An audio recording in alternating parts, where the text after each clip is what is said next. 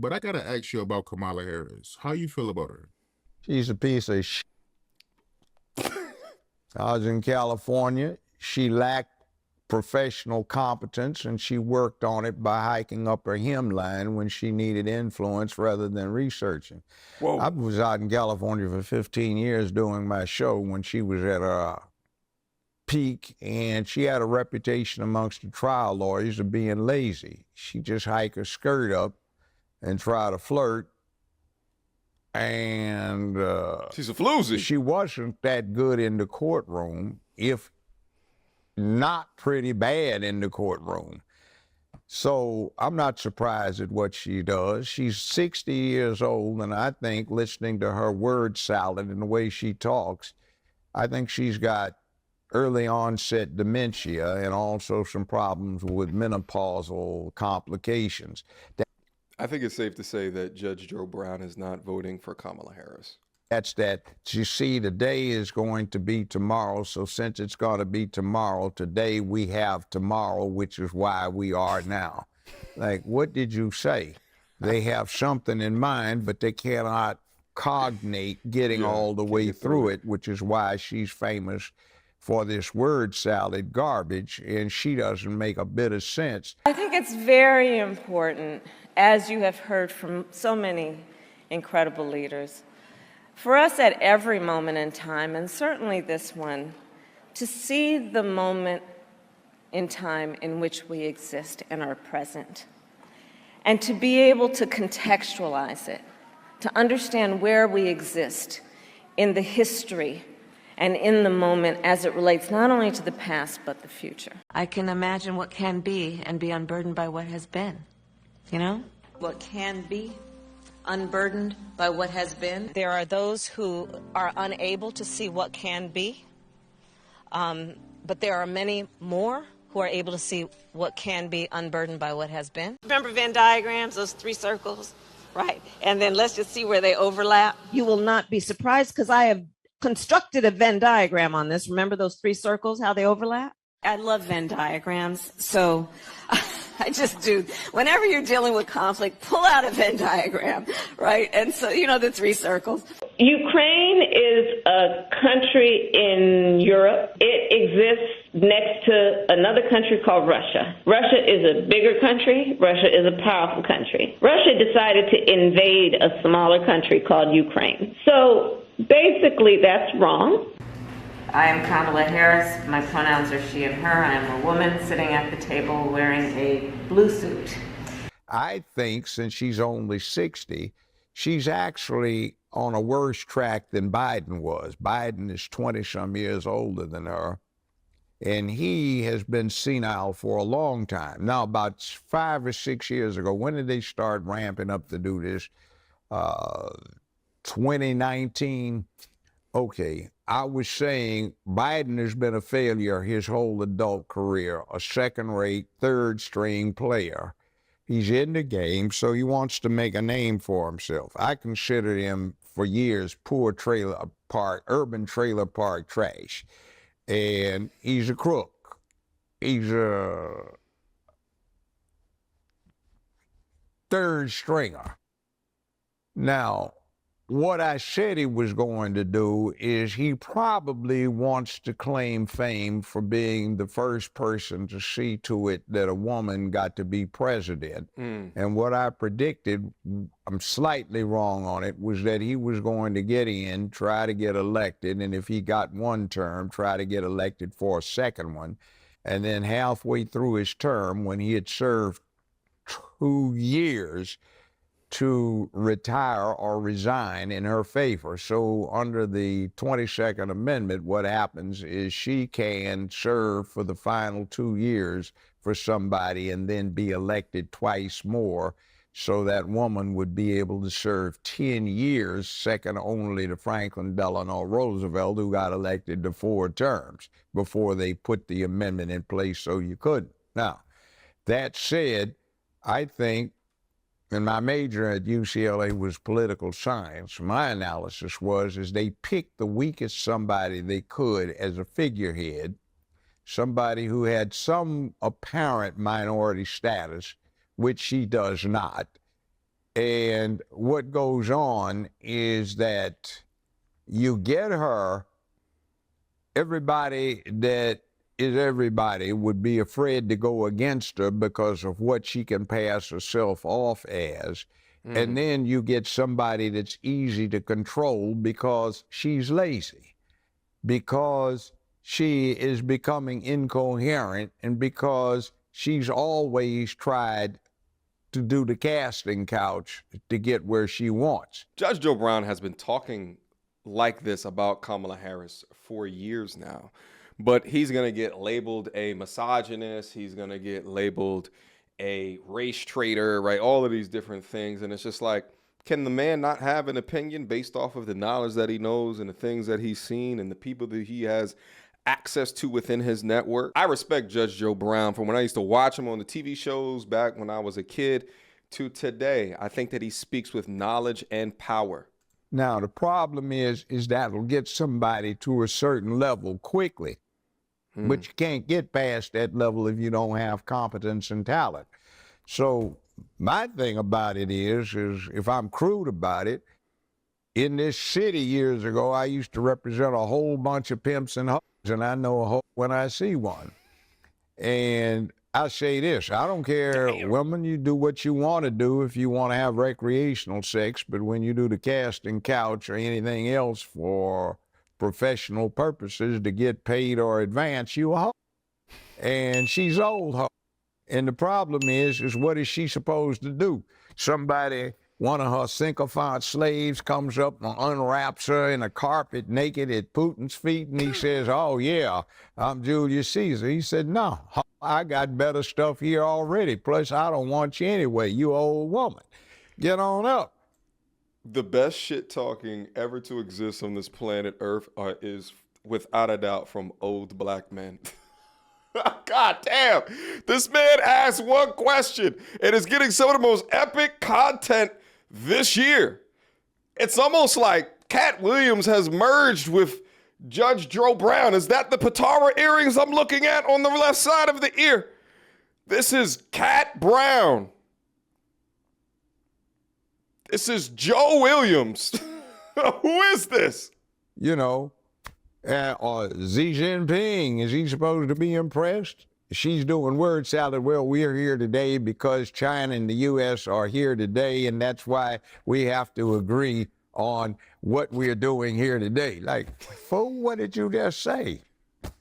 You know, did you say anything? And I've never seen such a salacious mess as I've seen out of her. I think of OneWest Bank. I had some pretty good properties out in California at one point in time.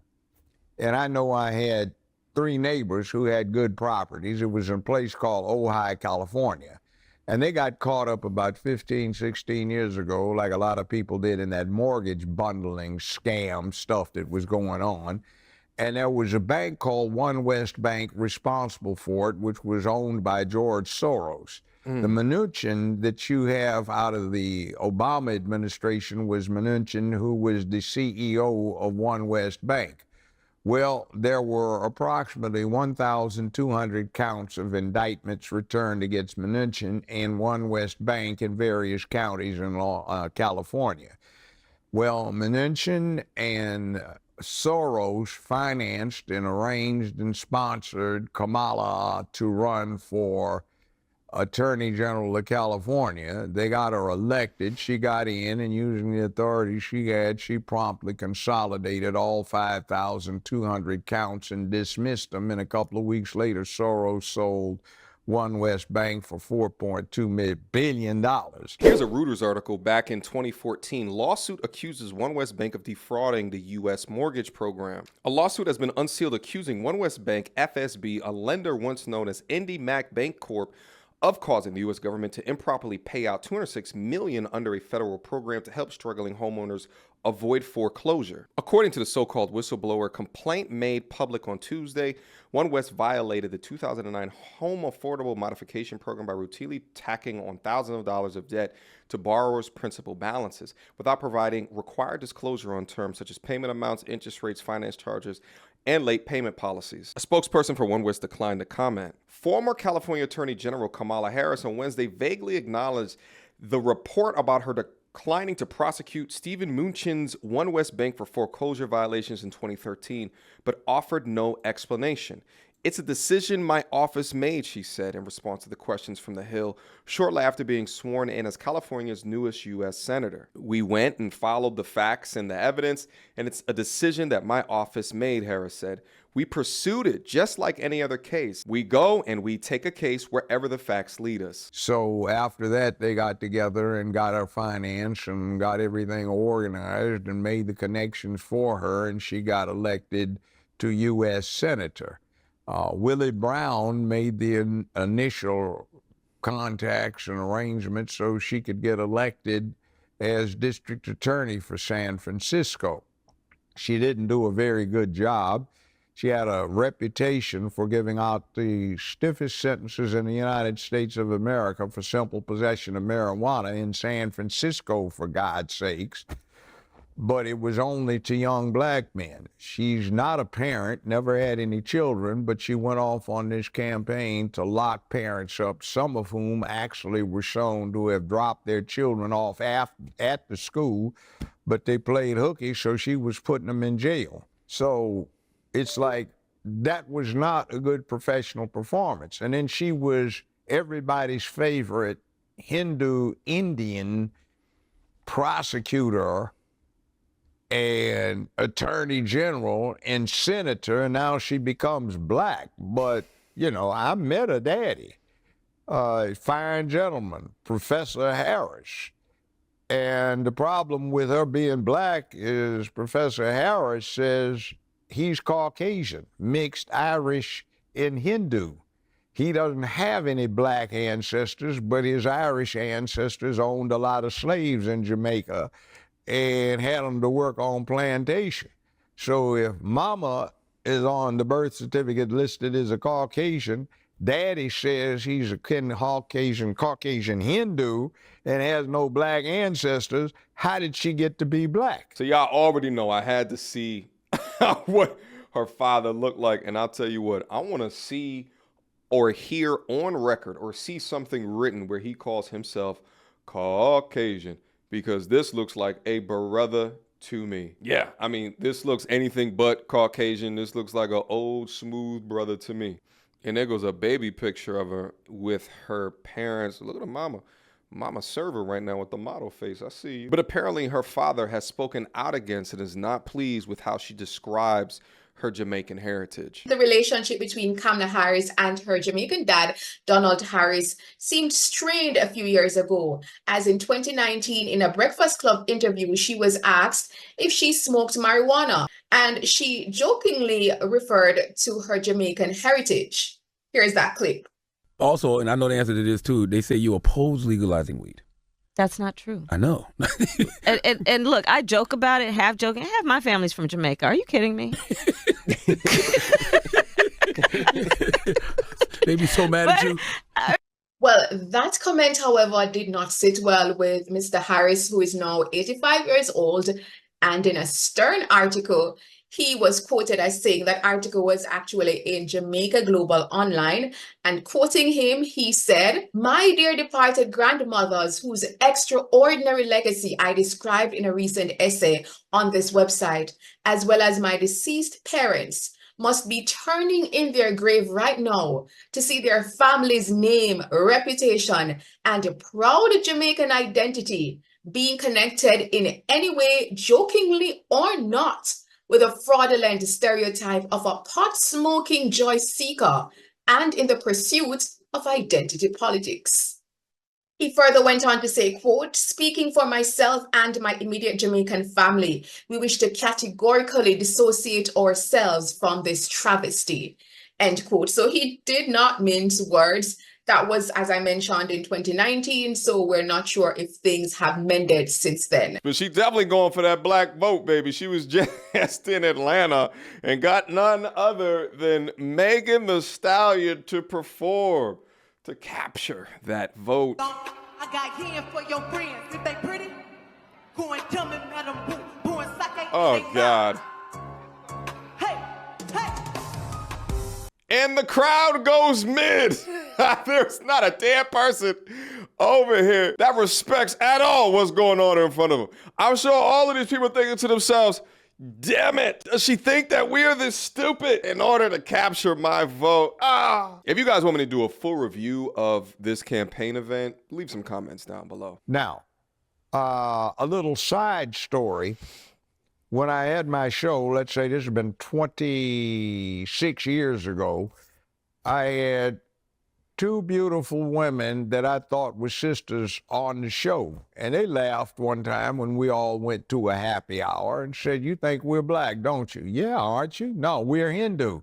One of them said, "My mother's a Hindu Brahmin caste. My father was Hindu warrior caste. He took an oath to the family to protect her. They fell in love, eloped, and now we got a death warrant on us. We can't go back to India." So, yeah, and then they gave me two books. The guys were Hindu, and they were very dark, but they cut their hair off close, grew beards, and started dressing and acting black, and they got financial aid. One of them, I think, went through medical school that way, masquerading for being black. Somebody else did it, so she went to Howard. And by the way, she told one big lie when she was talking about she got bust because of something Biden did when she was running against him. Well, the yearbook that she put out there that you can still get online from her high school in Canada shows she went from kindergarten through 12th grade in Canada, never went to school in the United States of America. She was born, by the way, in the same hospital that my ex-wife was born in, the same 12-month period, and my late mother-in-law was in fact a pediatric nurse in that hospital when Kamala was born.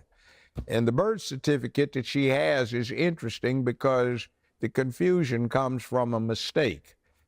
On the birth certificate, it lists the mother's race as Caucasian, national origin India, and religion Hindu. For the father, it does not list national origin.